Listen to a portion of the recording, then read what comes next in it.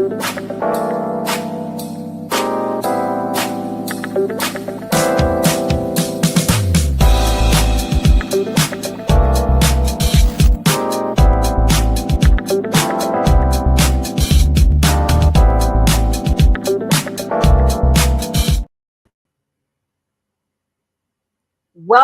on this glorious day to Ubiquity for the Love of Each Other. I am your co-host, Ada Marie Bobineau, and I am co-host Camille Lord Wyatt. We are excited because we have two of our dearest vintage brothers, Imam Johari Abdul Malik Seal, and our dear good vintage brother, Alexander Justin Jones. the third. The Yeah, the third. Yeah, just call me Ajax. Everybody else does. There we go. What's up, Ajax? I was doing all right. And what's up, Johari? It's all good in the neighborhood. Oh, It is such a pleasure to have you. Ajax came on in 1977, and Johari came on Ubiquity in 1976 on the Howard Campus University. Yes, Ada. ma'am. Yes, ma'am. When was the first time you met Johari? I came to Howard late. I came in Howard because I transferred in 1983. So I came in as a sophomore. And I don't know how we met, but I know that I volunteered on the homecoming committee. Johari doesn't remember this, of course, but I volunteered on the homecoming committee, and he was over the parade, and nobody was doing parades. Like there was like 4 people. So me and Desiree, go ahead. You remember? Is it coming back? No, well, here's what you and Desiree were on the. It was only 3 of us. Right. He remembers. But the hustle was I wanted something particular to be in the parade, right? To be part of homecoming, and the only place we could get that in was if I was on the float committee. So I was like, okay, we'll do that, and then we could have the float. All I wanted was our float. What float? Ubiquity. Yeah, so all I wanted was our float, right? So easy ways. You join the committee, then nobody gonna say, "Oh, y'all can't have a float." That's not nobody's ever had a float for that. I'm like, no problem. Yeah, nobody wanted to be on the committee. So we somehow we hustled and we got in and we did the float and then Johari treated us later to Adams Morgan. We went to the spaghetti garden, had spaghetti or something, and ate. That's how I got to know you. on 18th Street. There we go. Wait a minute, but Ajax is a photographer. Did you not capture that? No, I didn't know you. I didn't meet Ajax then. Yeah, he was a man on campus. What? I know, but he does have photographs of like everything. In fact, I'm gonna tell you right. The way I remember, the way I remember Ajax's face was laying on the ground at Crampton Auditorium like this here. That's why I took pictures. I have a lot of good pictures. This was how you remembered him, right? I have my own Hampton on stage in front of his face. Oh man! But I mean, let's back up a little bit. Okay. So both of you brothers are from the East Coast. Johari from New York. Brooklyn. And, Ajax from Philly. So let's start with you, Ajax. What brought you to Howard University? Because I know you said you were from a rough area in Philly. Well, yeah, but Philly's a rough area, so I'm from a rough area of a rough area. But Modibo brought me, and my Ubiquity, my Ubiquity all starts with Modibo. Modibo lived around the corner from me. Yeah, let's go all the way back. I didn't know him then. I met him in high school. We went to West Philadelphia Catholic High School for boys. And at that time, his name was Bopper. That's what we called him. We called him Bopper. His name was William Sherrill Clark. Come on. But we called him Bopper. Bopper, that's right. Everybody else called him Cool Bopper Lopper, the lady stopper. Because women love Bopper. I don't know what, but I digress. At West Catholic, we were trying to start a black student union because it was 1,600 white boys and 260 brothers. That's all it was. It was an all male school. and they didn't want us to start one. So we took over the campus. We took over the high school. I know that. And that's when I met Modibo. Yeah. We were in there and the police came. We were all locked inside. Mm-hmm. We ended up getting it. Oh, so you started being a revolutionary early. That's why I tell everybody. And if nobody to question that, so we're going to go with that, yes. Yeah. And then I was getting out. Modibo was a little ahead of me, like 2 years ahead of me. So he was already at Howard, was already in Ubiquity. Mm-hmm. He may have left Howard by then. But I saw him. I was sitting on my girlfriend's step. He walked by. He goes, "You should come to Howard." I said, "Really?" So I went with him and I drove down to Howard and stayed a weekend. We stayed in Drew Hall. Mm-hmm. Okay. No, we stayed in Carver. Carver. Okay. Carver was relatively new then. Okay. But it was fine until it got dark, and then the brother started acting real crazy. I said, "Nah, I'm not staying in the male dorm." So I stayed in Meridian. I moved, but I came back, and I did go to Howard, and I went to Meridian, and Modibo was come and go, and he said, "You ever heard Ubiquity?" I said, "Well, I've heard of Roy Ayers' Ubiquity, but I never heard of My life. Yeah, right. Yeah, and so he said, "Well, no, he introduced me to the group," and I was like, sound like something I'd like to do. And I got in Ubiquity, and they took me over to Watoto, where I met Ajay. And then we went when we were the next year after I got in, Amelia was on trial. And so you came on when there was a trial period, because I know we were the first one to be called A.B. Sedarian. I wonder if you remember any of your brothers and sisters from your trial period. Remember all those Negroes. Call the names, please. All right, let's see. Tony Stewart. Mm-hmm. What was it? Wasn't Yvonne? What was Yvonne's last name? Oh, Grafton Thomas. Graf. Juice. Let me see. Tony. Let me see. I did Tony. Stephanie Cash. Okay. Lisa Renee Anderson. Her name was Lisa. She said, "My name was Lisa, but I prefer Lisa Renee." Right. So I call her Lisa Renee. Okay. Let me see. It was a Kathy. There are a million Kathys. So you came out with a lot of folks then. You came on with a big crowd. They were Kathy good. Bell wasn't on your trial. She was on mine. Kathy was with you? Kathy Bell was on mine. But it was a Kathy Barrett. Kathy Barrett, yes. Okay. Yeah. But Kathy Barrett, I thought Kathy Barrett came before us. Maybe she did. I'm old. I didn't die this. No. So I forget people, people. But yeah, we had a lot of folks. I should remember their names. But I remember my children's names. But before we leave, it's Modibo who gives us trial period. Yeah. We need a picture of him to hold his brother up. Who gives us the Nguzo Saba. Oh, yes. Right? Nice.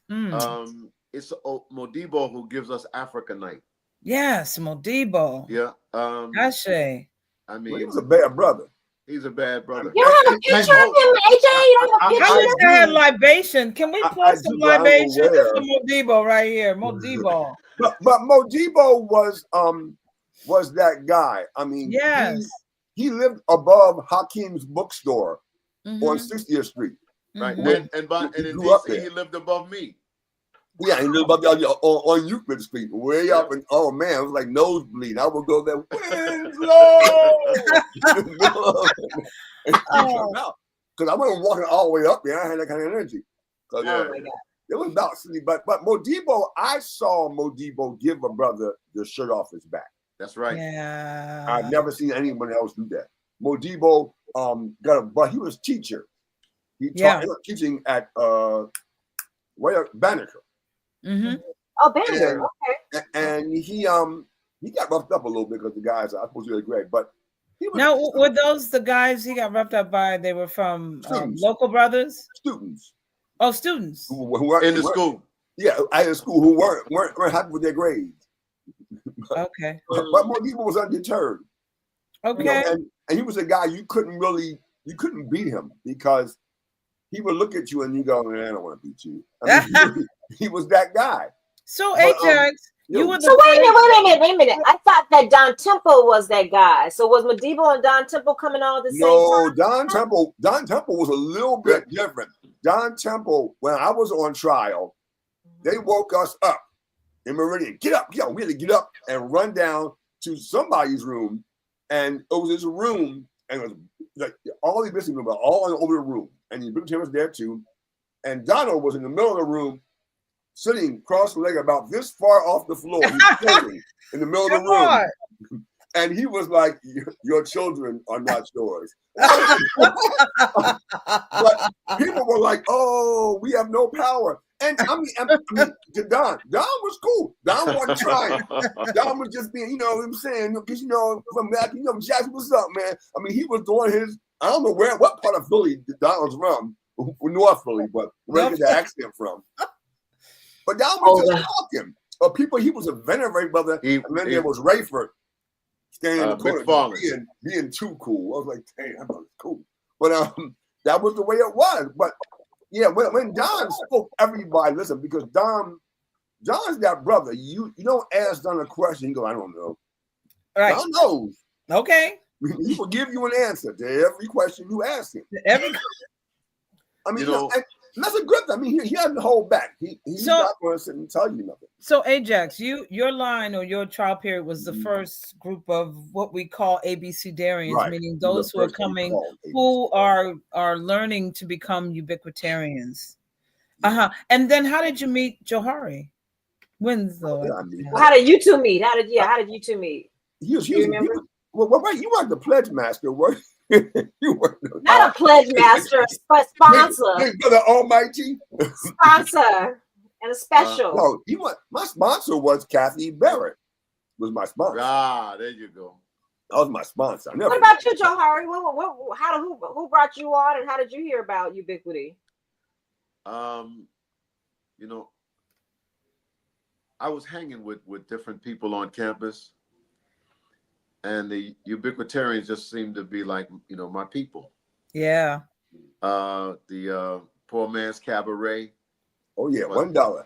For $1 you could get in the door on the floor.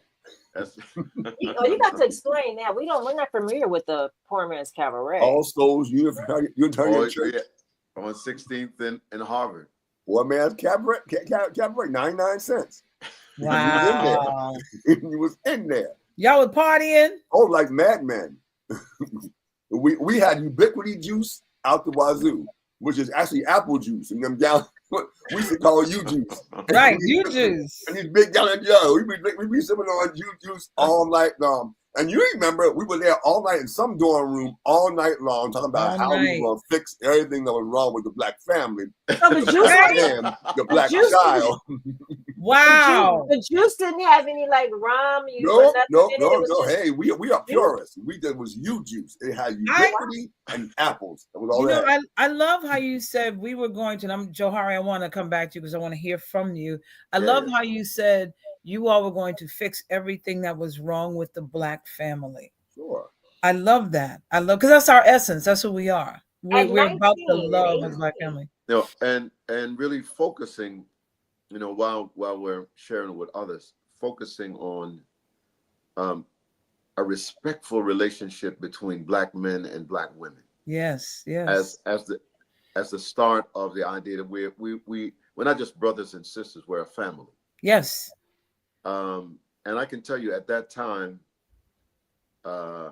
people were trying to recruit me to various fraternities. Mm-hmm. I was already in the sorority. I don't know what you mean by that.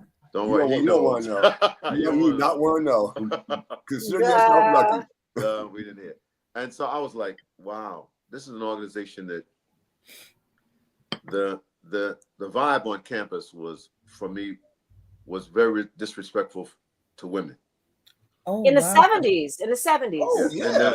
And the you talk about what people call toxic masculinity today. Right. That was the moniker, you know. If you want to be one of the brothers, in many of the fraternities, you know, it was about misogyny. Wow. In the 70s? Oh yeah. It just hurt my feelings. Well, I'm just thinking of hair and the age of Aquarius. It was like a free to be you and me type of thing going on. That wasn't on our yard. No, we didn't do that. No, I don't care. No, but maybe was it like? I mean, because I'm thinking about coming out of the 60s, Black Power. I was thinking that there was a strength, and a respect for Black men and Black women on campus. I would think. So that was one of the attractions for Ubiquity.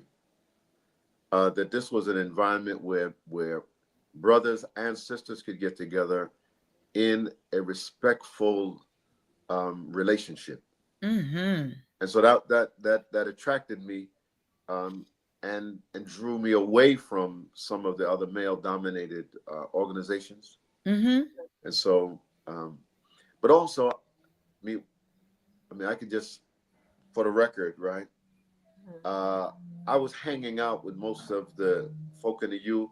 Don was at Santa Clara doing law, and he would send us individually, like letters from the Dalai Lama. Yeah. Wow. handwritten letter. Wow. Just encouraging us to be about the business, to be about community, to be about family. And so I was inspired in that way, but also within the group, I was kind of, I think I was a Ubiquity person already. Mm-hmm. So I didn't take trial period very seriously in terms of the how many signatures you need and whatever, because and trial period was new. The idea of trial period was new, so the organization, didn't really have it administratively that tight. So when it came time to review my credentials, I got nixed. Really? I do remember that. I remember hearing nixed. When you say you got nixed, what happened? People got a letter saying you meet us at the tree. And I got a letter that said, thank you, but you didn't make the cut. Wow. So what happened? I mean, you're here. He wasn't taking things seriously. No, Brooklyn. I'm doing the volunteer work. I'm leading to this and that. I'm hanging out with everybody. I mean, I am Ubiquity. Okay. I am Ubiquity. I'm doing the stuff, but like my book and all of that, I was like, I'm cool with everybody. I'm cool. So my trial period, we had like 55 people on trial. Wow. Johari, name some. Wait a minute. No. Don't tell. If I leave out somebody, we're gonna think. No, I don't want to name, but what I want to know is because Keith Callahan passed away. I can mention him. He was one of us. But so Johari, I think Johari was going through what I went through, because for me, and let me tell me if this is true, it was hard for me to go from me to we, because I was we. It was hard for me to do that, to travel together, to do everything together. That was difficult for me. Johari had a Vega. Remember that Vega, Johari? Oh my God. I had a Volkswagen. Johari had a Vega, and we would get 48 people. we would pack them in my car, and we would go and come back and pack them in and go and come back. Wow. Back in the day. But it kind of gave, and I don't want to go away, but it gave us a closeness. Yeah. I mean, even with the brothers and sisters, there wasn't a lot of hanky-panky or a lot of, I'm going to take you home with me, because it was just like, you got into family, because we were dealing with stuff, because our trial period was after yours. I'm sure ours, they gave us, when Don came, I talk about Don floating in the air, but Don gave us something to think about every time he talked to us. And we would go, And then we end up in somebody's dorm room drinking apple juice and discussing all night. Literally. Yeah. I'm late for class. And we started at 9:30 the previous night. My class is 8. I missed it because I'm running my mouth trying to figure out what the concepts he's giving us, and not something you have to complete, but something to think about, which is, I think, Don's superpower. That Don seems will to be a always give you genius. something to think about. in one sentence. There seemed to be a deepness there. And I think about kids that are 18, 17, and 19. Like, what was this deepness coming from? This need for family and brotherhood and sisterhood at that age? Well, yeah, but there's a little more to it. One, we were at Howard University. That's right. That's the piece. We were at Howard University, and Howard University is in Washington, D.C. Mm-hmm. So whatever's happening in the world, we're right there. We're hearing about it. We're dealing with it. It's pushing back up against us. We were talking about South Africa. I remember you burned Dr. Cheek in effigy. I don't know how many times. How we wanted Howard University to divest That's right. from South Africa. Because it was a point for us. And, you know, and Ubiquity was right there. So it kind of played into that, at least for me. Yeah, and we were at that time probably as similar to sororities and fraternities. We were the most political. That's what I wondered. We were the most political. Yeah, just coming from, so we were probably, Ubiquitarians and Ubiquity was probably the most afrocentric organization on the campus at the time. Definitely probably the most political. But Camille, it actually, one of the things that Modibo brought us, and I'm going to go back to him and then I'll tell you how I made it into Ubiquity. But we were Black centric. Yeah. Okay. Until Modibo brought in these other concepts. We were about Black people. So, and that made room for people who were Afrocentric to be in that space. But it wasn't all about Africa. It was about Black people and Black people from a ubiquitarian perspective, wherever they are. So, you know, Philly, New York, New Jersey, you know, we had some outliers a little further south, but for the most part, it was a Black consciousness. Black piece, consciousness. Which included issues around what affected Black people, whether it was in South Africa or in the Caribbean or wherever. Excellent. But when we talk about for the love of each other, when I got my letter that said that I got nixed, right? We were all in Meridian, in somebody's like I think Keith Callahan had a suite. So like, you know, like at the end of the hall, it had like 2 rooms or whatever. So we could all like fit in. I thought it was like 50 something people, right?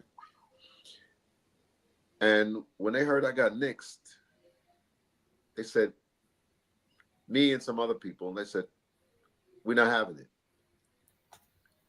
For the love of each other, we have become a family over these weeks, and we exemplify Umoja.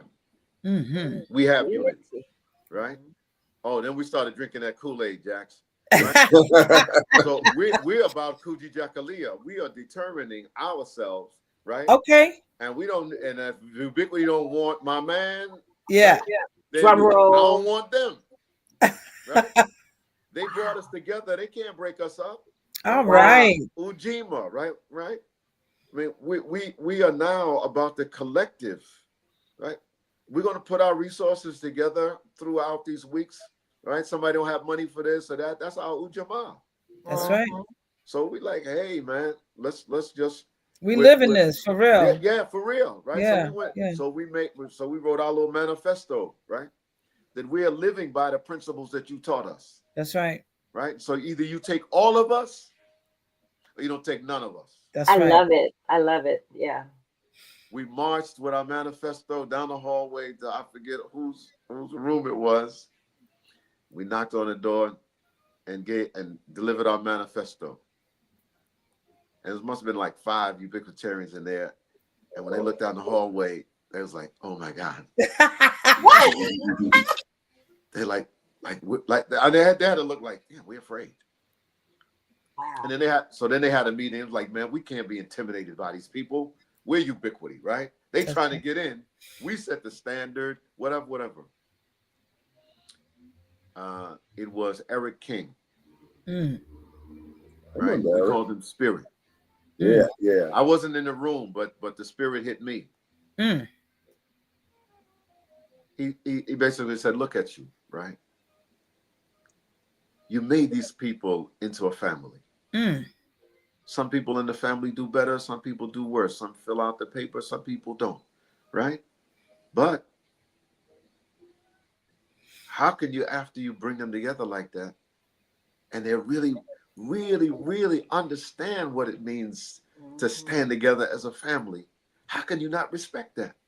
Wow. I know we're all like, we're ubiquity. They can't tell us what to do. I said, guess what?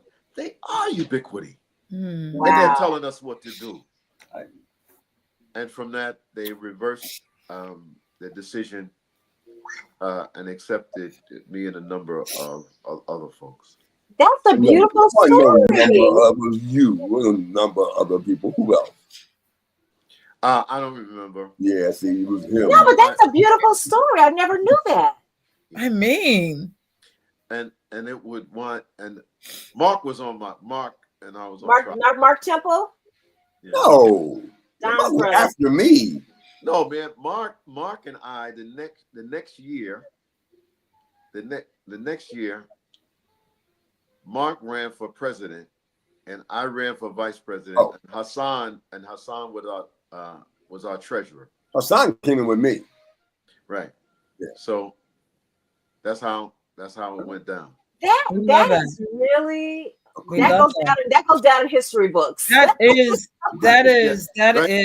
history. I didn't make it. Right?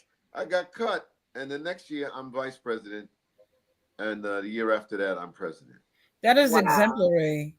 But it's the spirit of Eric King, who was like, yeah. And Eric King was a person short in stature, mm-hmm. And very soft spoken. Good brother. And you know, we honor his memory often. Indeed. But part of that honor is because of the thing that he brought to Ubiquity. He was so sensitive, and awake and concerned about forthright. Yeah. So it's out of that love for each other. And there is usually that one person in the family with that one person, and in real family, extended family, that would be like, no, this ain't happening. This ain't going down like this. That's awesome. That's awesome. Right. So you're an only child, and I'm just wondering, from Brooklyn, how did you get? You're the only child, are you? I'm the only child of my mother and father. Oh, okay. Okay, well, remember mom and dad. So how did you get to Howard? Was Howard on the brain? Did someone encourage you? What was your story? Well, I'll dial it back. My father was born in Harlem. When the Great Depression hit, he was sent back to Barbados, where my grandparents are from. So he grew up in Barbados. As an adult, he came back to the States in New York. Mm-hmm. Was working at the post office, and one I think it was probably around Thanksgiving or something like that.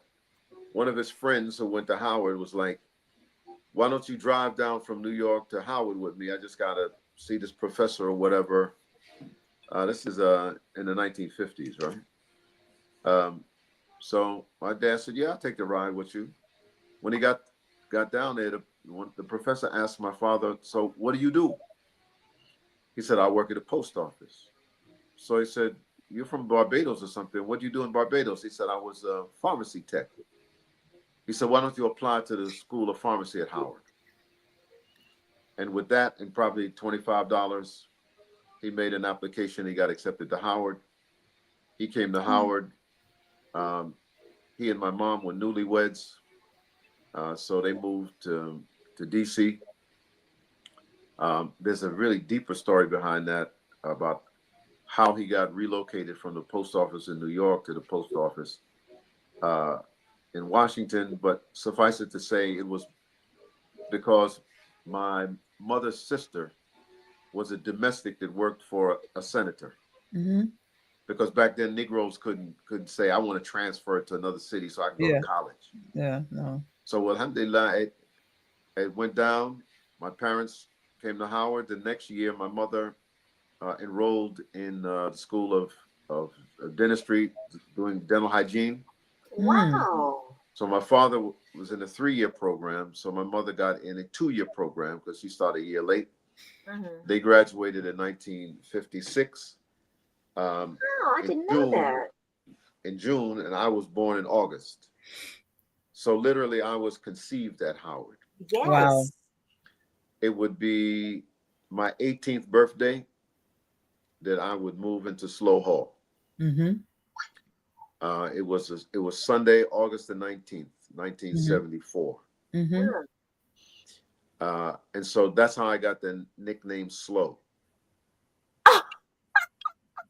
Not as in SLOW, but SLOWE. Lucy Diggs Slow, 1919 3rd Street. So your real name is Winslow. Winslow, right. Okay, that's awesome. Johari, what did you study at Howard? I did chemistry undergrad, but everybody thought I was probably either in fine arts or in political science. Because why fine arts? Because I was sitting on the campus all the time playing flute. Yeah. With a stick of incense in the ground.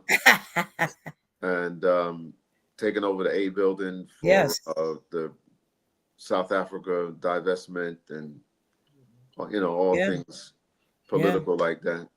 Your commitment to Ubiquity has been continuous, like up until you were part of bringing us into the U. And we came in 1985, and you were a major presence. I remember Black Night. Black Night, yes. Yeah. So, I think I because I had an extended matriculation in undergrad. Oh, that's why. Yes, that's part of why.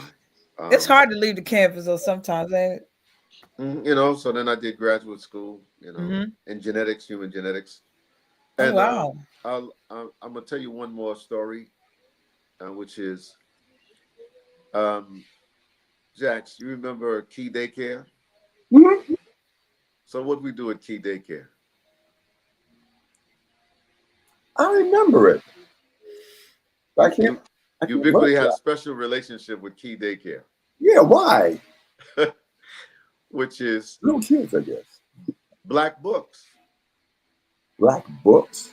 So we would raise money to buy books, black books, for Key Daycare Center right on Euclid Street across from Banneker. Okay. He had a relationship with Key. No, it wasn't me. It wasn't me. It was somebody. He was always doing something. I was always doing something. I'll tell you, Johari he lived on Euclid Street near 14th Street. He had a Boy Scout troop. He still does the Boy Scouts. No, not like these. These were some ragtag. They had one uniform. One kid had the pants, one kid had the shirt, one kid had the beret. And he would have them in his apartment. You gotta learn how to read, you gotta learn how to write, you gotta learn how to do math. Yeah. That was Johari's thing. No.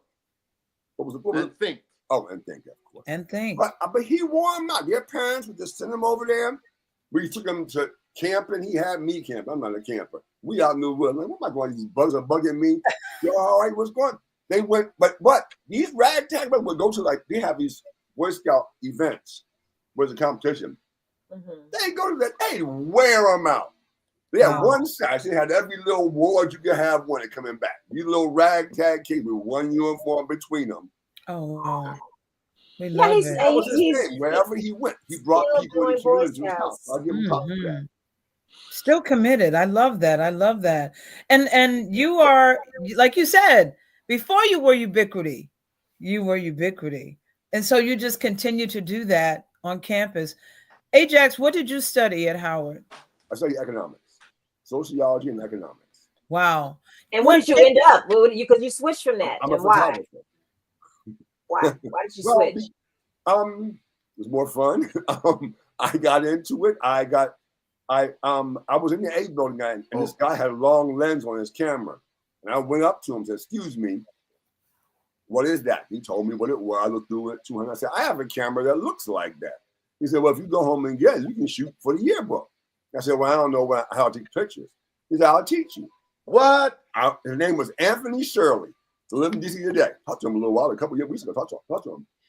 And I went and got the camera, and he laughed at it, but he did teach me. and I got good. And then I got, I was the photo editor of the yearbook the next year. And then I was the photo editor of the Hilltop. And at that time, the Hilltop was #1 student publication in the country. So they had a lot of money. And they flew me to Atlanta. My first time I had ever been in a plane in my life. Wow. I flew to Atlanta, and I liked that. And we stayed here for no bucks. The National Organization of Black University and College Students. Yeah, right. With Luther, what was his name? Luther Brown. He was the president of Houston. And he made a speech. I have no bucks. You have a thumb. But it was at Morris Brown down here in Atlanta. Mm-hmm. Then I went back and he flew me to a football game in Tallahassee. And when I came back from there, I went to fine art and took a photography course. And a guy named Jim Wells. Yeah. Jim Wells, who was a geographic photographer, bad boy. And I worked for him, and I've been a photographer ever since. So this is going to go over our picture, but this is AJ all the way to the right on the ground in the corner. The left. I don't have to the left, all the way in the corner. Next to Stevie. Was that a yearbook picture you took? Yes. Wow. Yeah, I with a tripod. I went up. Yeah, that's how I do it. Can you tell which picture is me? Huh? No, let's go back. Let me put it back. Hold on. Which one? Oh God. Wait, hold on. Let me see. Johari's on the ground. Yeah. Well, I'm on the same level as Ajax with the socks, with the stripes around his socks. No, next to him.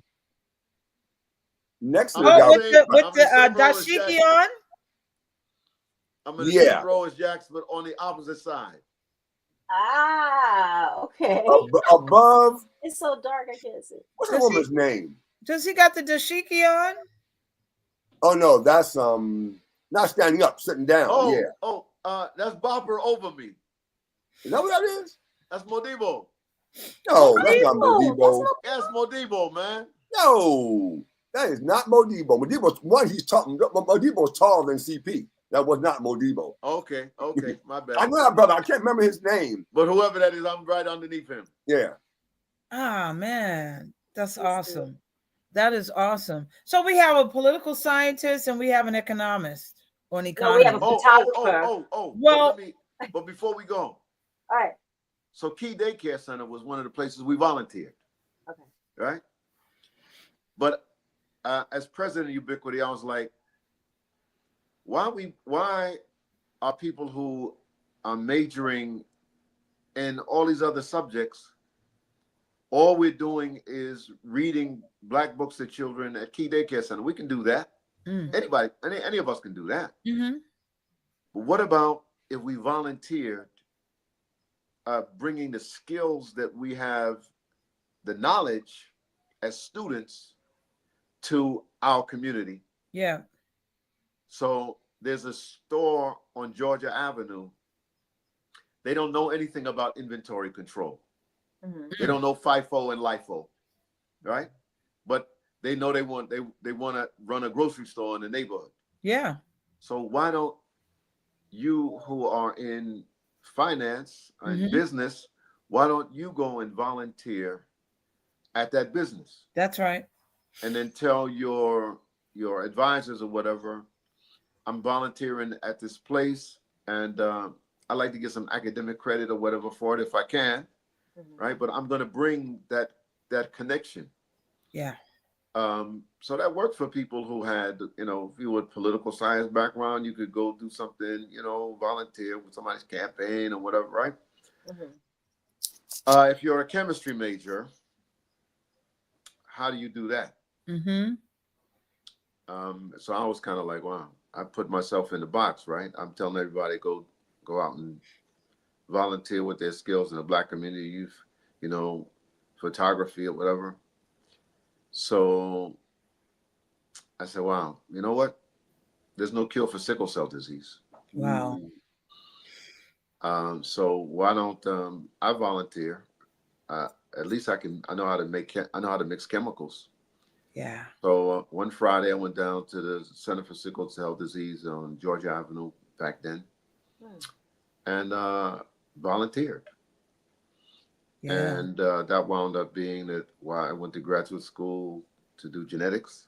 Yeah. And I spent maybe 20 years working for the Sickle Cell Center. That's what I remember too. Yeah. But it came out of Ubiquity. It came out of the need to serve, to find a way to serve, and then that service becomes a vocation. Absolutely. I think Jack's photography was a service to us on campus. Yes, absolutely. And then later on, Jack started having all these expensive cameras and shooting the board of directors. Yeah, you shot the board of directors shot. Yeah, because you actually worked as a photographer for Howard even after, I shot for Howard until I left and moved to Georgia. Yeah, I shot for Howard. Yeah. So out of our service, we were blessed to get into your profession. Also to work. So there's a couple things here that what we love to hear is how being a ubiquitarian impacted what you did in your life. Number one. Number two, and you just spoke to this, Johari, as a political scientist and as a geneticist and Ajax, even though your profession became a photographer, you still had a love for as an economist. So in that, how did you feel? How did that affect your life's work, Ajax? Even though you're a photographer, you didn't lose the principles of ubiquity. Yeah, I think. Well, I must admit, I came with a handful of principles. I had a mother and a father, and crazy. They taught me. By the way, man, Jax, you got to share some of the wisdom of your father, man. Yeah, I see my father. My father was a short man. Well, he was a tall man, but he had short words. But and then when I came to Howard, like I said, I came through. I met Modibo in high school, and we took over the school, and then we, came to Howard. Social justice is one of those things. I mean, I'm the operations manager for food pantry now in Stone Mountain, Georgia, because people matter, and Black people matter. Yeah. And we always, we look at that, and as a Black people, I have to understand that and keep that top of mind. That's right. Because, as a Black person in America, you can't just meld in. I'm good. I'm just living my life. That's right. Get a new car, kind of go on vacation, because you got to try to move through life. And like I said, I go back to Don, who would tell you things. I remember we were at we were in, what was it? A restaurant downtown, a lot of us, and this guy came. We come for the bill. Everyone wanted individual bills, and the waiter's like, "I can't do individual. I don't have a calculator." And Don goes, "So you can't use your brain?" And but Don was always like that. He was quick. He had to figure about it. He'd just tell you, and he wasn't necessarily condescending. He was just suggesting that's an option available to you. I mean, I'm not saying you should do it, but that's an option that you could do if you don't have a calculator. That's what I do when I don't have a calculator. I use my brain. That's what you do. But listening to Don, I use those kind of thought process to say that we have a problem and we have to fix this problem. That's right. I'm down here. I know a lot of revolutionaries. Free Africa. How are you going to free Africa? You've been saying free Africa since I was in college. Okay. Africa is no freer than it was when you first started saying it. If you're going to free Africa, the first thing you have to do is probably go to Africa. Hello. You going to free a continent, or are you going to pick a country? I pick a country. I'm just suggesting, again, something you might want to consider. Pick a country. Right. Big. So, but at the same time, as Johari was talking about in the volunteering, and Ubiquity, what can we do? we have to do something. Mandrill said, "You got your big mouth running, but it's not what you say." Come on, talk about Mandrill. Talk about him. You have to do something. Yeah. So we went when I was. We said we want to go somewhere and we want to tutor Black kids who can appreciate what we're saying. Let's go to Watoto. Yeah. And we started up with Watoto, and that started a relationship that lasted me. I met, Mamadi Nayasuma with my aunt in the band. We played fundraisers for them. I played the upright bass first time. And by the way, that's how I joined New World Percussion Ensemble. Right. Is Jax was getting married. Yeah. At Union Temple Baptist Church. Mm-hmm. And he invited me. He said, "Man, why don't you come and bring some of your instruments?" So there was a little vibe going on at the wedding, and Mamadi Nayasuma had brought some percussionists with him. And so, I sat in with them. So after the thing, Mamadi was like, "Hey, brother, can you come over to we're having a rehearsal?" And I'm like, "I'm not interested in nothing. I'm not, bro, dude. I this is like my own personal thing. I'm just doing my thing, right? I'm not trying to join the wife's band." He said, "Well, we're opening for Pharaoh Saunders at Crampton." And he said, "Maybe I could hit." I was like, "Oh, maybe I could hit." Maybe I could, a little leggy in there. I'll find some time, But my tenure in New World Percussion Ensemble is because Jax asked me to come to his wedding. He said, "Bring your axe, man." Where Mo Debo was my best man. Yeah. Was New World Percussion Ensemble, was that Brother Ah as well? No. That was something else. Our Sounds of Awareness. Okay, yeah. Sounds of Awareness, yeah. New World with. So both of you all are musicians. I know, Johari, your mother started you when you were in elementary school, but how did the whole musician thing come into play on Howard's campus too, or within Ubiquity? I know y'all probably did that for y'all's talent show on trial, but how did all that come into play? We went somewhere with that little girl. What was her name? Amber. We went with you, me, Stephanie Cash, Belinda. Belinda Johnson. Yeah, Belinda Johnson. So I can remember that. I knew a lot of Belinda Johnson. But we went there and we were playing, and you were playing, and you were playing your horn, and I played my guitar, and I had the acoustic guitar, and I turned over and beat the back of it for the drum. Yeah, I remember that.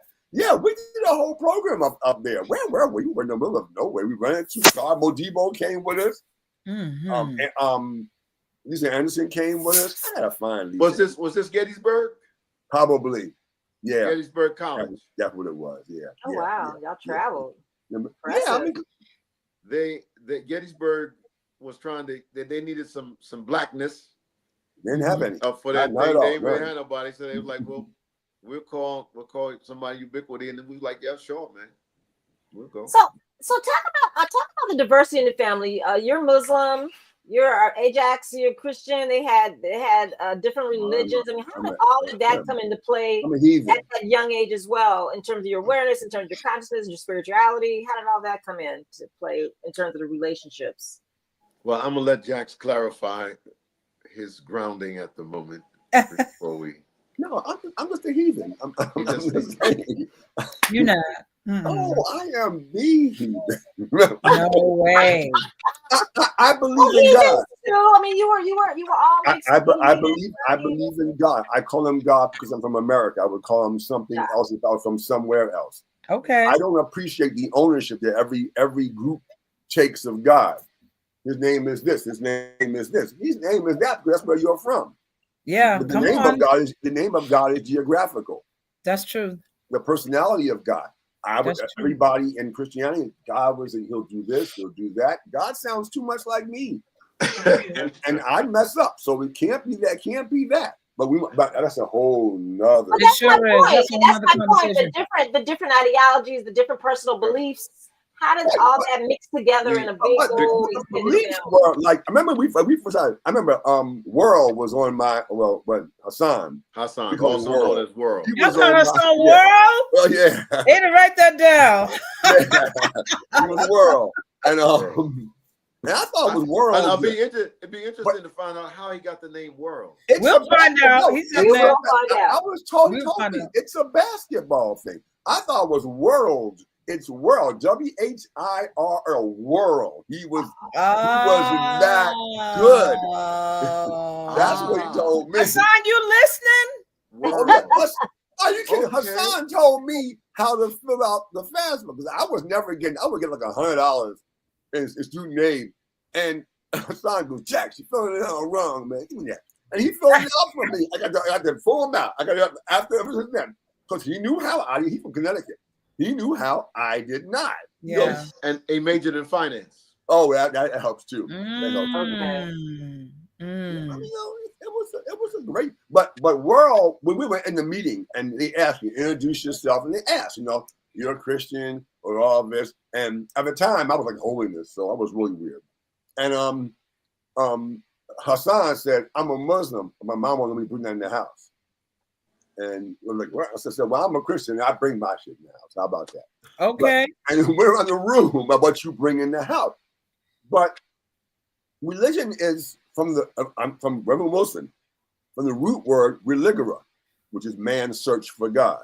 So religion is. So what it means. Mm-hmm. Yes. And the people in India call themselves seekers. Mm-hmm. We don't know. We don't know. We're seeking. Now we call ourselves believers. But somebody told us something and we believe it. And that's okay. You want to be a believer, but I'd rather be a seeker. Find out what's going on. What is doing that? What's going on? What's going on? I'm gonna say. I want to, Camille, before you one of the characteristics that Jax mentioned from Mandrill, right? We all say we believe, but what do we do? So the idea in the U was like, okay, you come from this background, you come from that background, but universally, what are we supposed to be doing for our community? What are we supposed to be doing? Yes. Right? So if you're Christian, you're doing it because your guidance said that this is feeding the hungry is a value, then shut up and feed people and stop trying to stuff your text down your throat. Right? Come on, Johari. Right? So that's where we come together, and then honoring the places that those values come from. Not just saying, okay, we're all going to do service and we'll keep our mouths shut about where that value comes from. Yeah. Ubiquity provided also a platform where you could say, out of my tradition, this is where it comes from me. Now let's go ahead and we'll put our hands together and do it. And so Africa Night, Black Night, sensitivity sessions help to bring that out and deepen people's relationship with their own faith tradition, rather than creating a new faith tradition or people losing their faith. It was a place, it is a place where you can bring your full self. Yeah.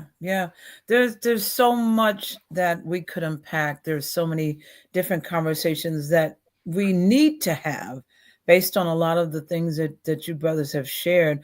I want us to, while we have a few minutes left, to talk about what we need right now in terms of our relationships, the essence of ubiquity, the Black man and the Black woman. What do we need to do? It's the do word. The do word is key. What do we need to do? What's missing? What's next for us? How are we moving forward? In terms of Black men, Black women's relationships, because we in trouble waters. That's a whole other show, I know, but we in trouble waters. I know it's a whole nother show, is a whole other show, but it is a whole nother show. And we should have it. But like most things, it breaks down to values and better conversations. We have horrible conversations. You're cute, you're fine, you're strong. Yeah, we have horrible conversations. And then we got egos. I'll take care of you. You can't take care of you. So, we don't take care of each other. It's a point of having the conversation. What are we going to do as a couple? Yeah. What are we going to do? What are you going to do? And what am I going to do? Because it has to start somewhere. It has to start in your house. You can't go out inside and get it. You get dressed in the house. You don't come outside naked and look for a shirt. And that's the way it works. Is that we need to do this stuff when it's just you, when it's just him, and when we're not mad. We have most of our couples have their conversations when something happens. When some bill is late, when you done cussed out, when you came home late, when this happened. Have them before that happens. Have them on a regular basis. Spend time, sit and talk, knee to knee. Hey, this is what's going on. This is what I'm going through. This is what I need. This is what I want. This is what I don't want. This is what I like, and this is what I don't like. And you got to have courage. It'll be a long time to figure that out. And those are conversations before there's a marriage partnership. Right, before anything. But you have like my son, my oldest boy is engaged.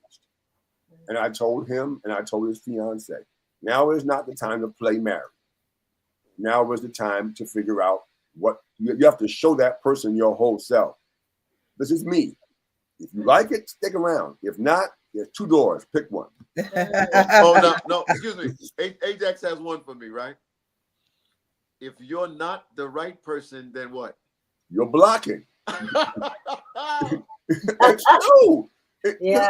Wasting my time. Think about it. You figure like if a woman is looking for a man. No, check it out. If I'm not the right person, right? I'm in the way of the right person you really need.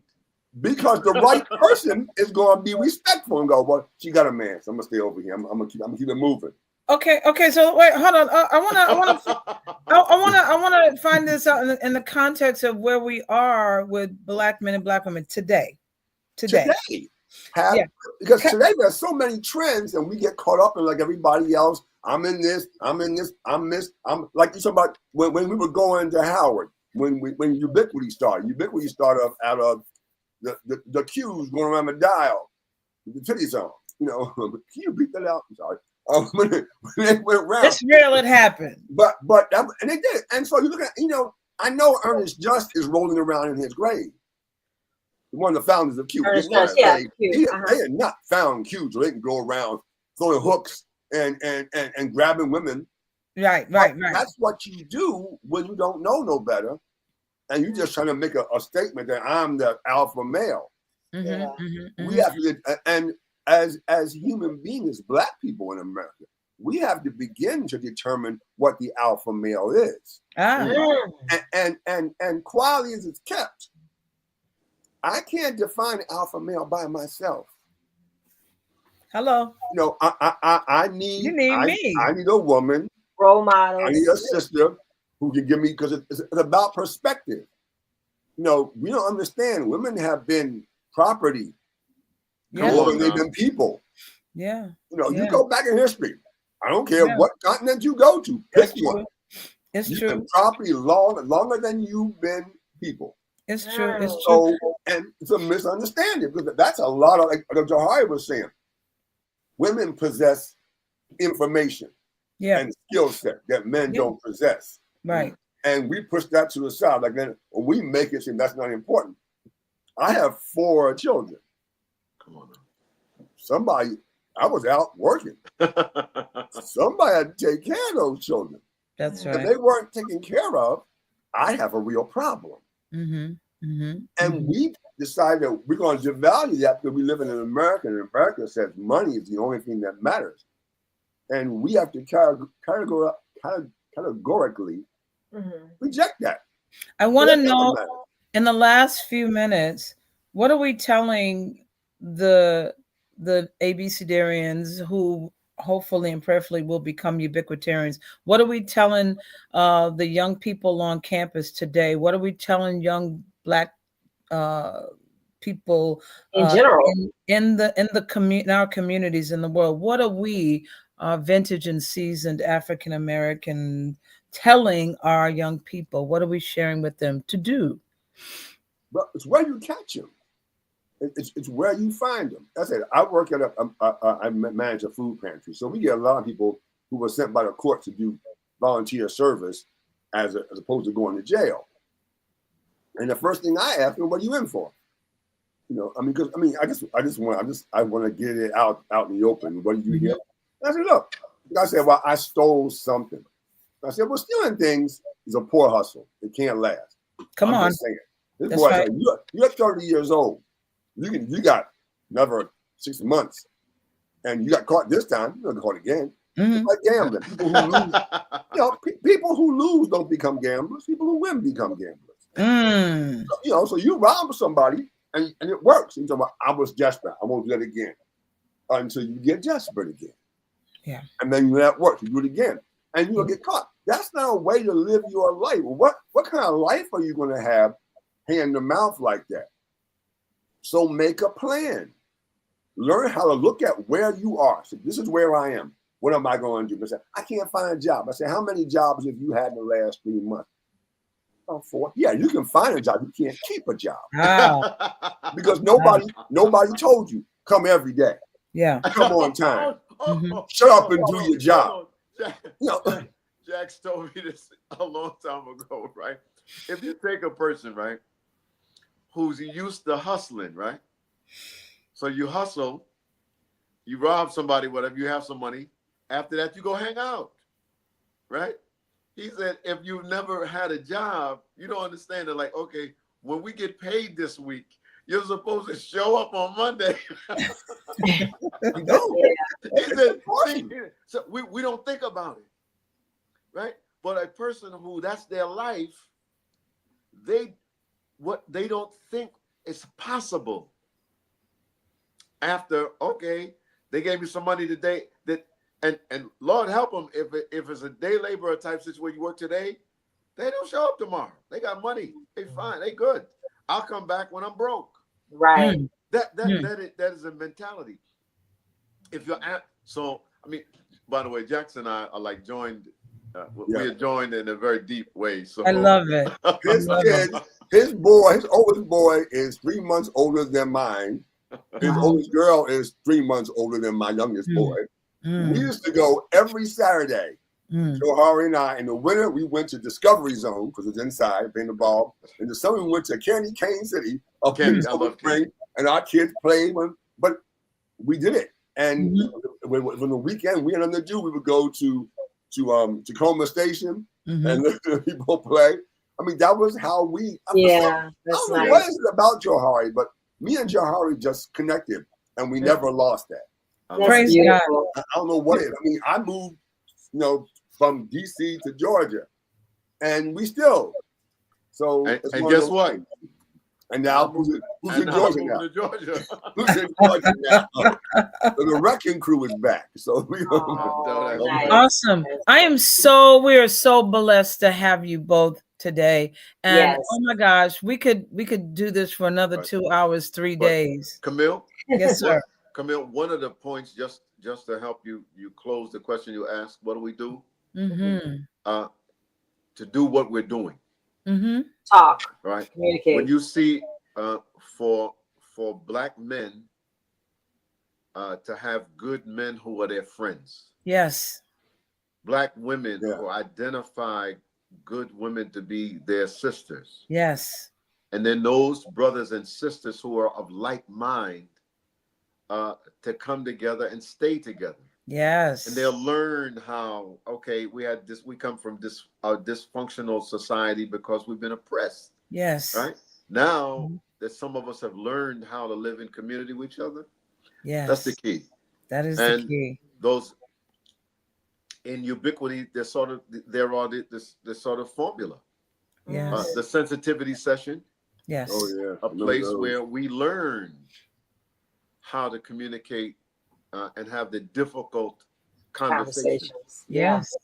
Probably many of us who never had a sensitivity session with our families growing up. Exactly. Right. Yes. We learned in Ubiquity. I don't know who brought us the sensitivity session concept. Yeah, that was a great one, though. Right. But I bet it was a woman. Who? Modivo? I bet it was a woman. A woman. It was a woman. Yeah, I mean, you're right, because those aren't even things that happen in families and in brother sister real families. I mean, women we're outlive men because they have better relationships. and That's why you outlive men. You have better relationships. Yes. Wow. And let us continue in our relationships for the love of each other. Well, I want to thank you two ladies for doing this. We really appreciate it. This is really a great idea. Back. We come back. Well, make sure the big thing is to watch, like, subscribe, and share. So all of you out there, please share, like this, and we'll be back with more wonderful, amazing Ubiquity brothers and sisters to expose to the world. So we appreciate you all. Much love, peace, and as Johari says, peace and empowerment. Peace, and you know my. I love it. Peace and empowerment. That's right. There is no peace without empowerment. That's right. In fact, Ajax's father used to say to us, and I'll leave it with you: life is precious to the degree that it's good. So make it good.